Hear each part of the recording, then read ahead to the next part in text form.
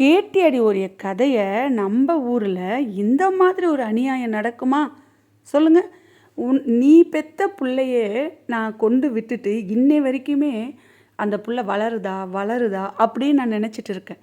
ஆனால் பெத்த பிள்ளைங்க அவன் வழிவந்து பெற்றிருந்தா தானேங்க அவனுக்கு தெரியும். பொம்பளை பெத்தா ஆனால் வழிவந்து பெத்த பிள்ளைய விட்டுட்டு எவங்கூடையோ ஓடி போயிருக்கா. அவளை என்னன்னு சொல்கிறது? இல்லை 3 பிள்ளைய சாகடிச்சிருக்கானே இவனை என்னன்னு சொல்கிறது? பெத்த பிள்ளைங்களை சாகடிச்சிட்டு இவனும் போயிருந்தா பேச்சுக்கே இடம் கிடையாது.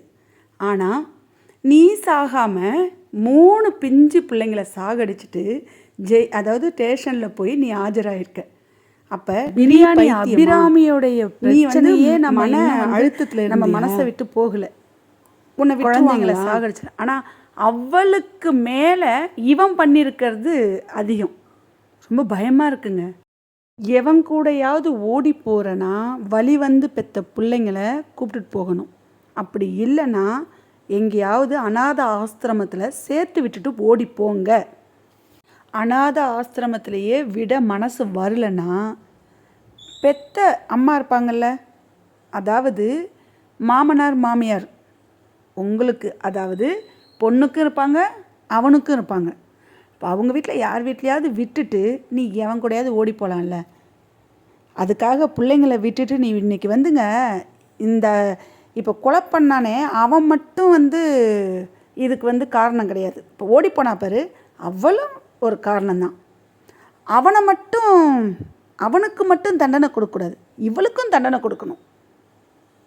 அந்த பிள்ளைங்க அம்மா இல்லாமல் எப்படி இருந்திருக்கும்? ஒரு ஆம்பளை சம்பாரித்து கொடுக்க தாங்க முடியும். பிள்ளைங்களை பார்க்குறது அம்மாவோடைய வேலை. எவ்வளோ பார்க்குறோம்.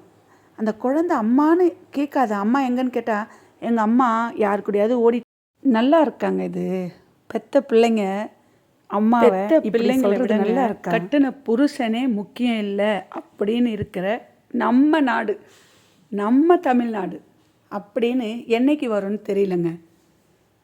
முடியாது. இந்த பொண்ணெல்லாம் எப்படி இவங்க அழுகுறாங்க.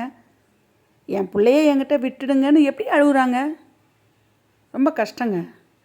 இவங்களெல்லாம் சும்மாவே விடக்கூடாதுங்க அரசாங்கம். இந்த பொண்ணுக்கும் தண்டனை கொடுக்கணும். அவனுக்கு மட்டும் தண்டனை கொடுக்கணும்னு இல்லை, இந்த பொண்ணுக்கும் தண்டனை கொடுக்கணும். நிஜமாலுமே சொல்கிறேங்க, ரொம்ப பாவங்க குழந்தைங்க.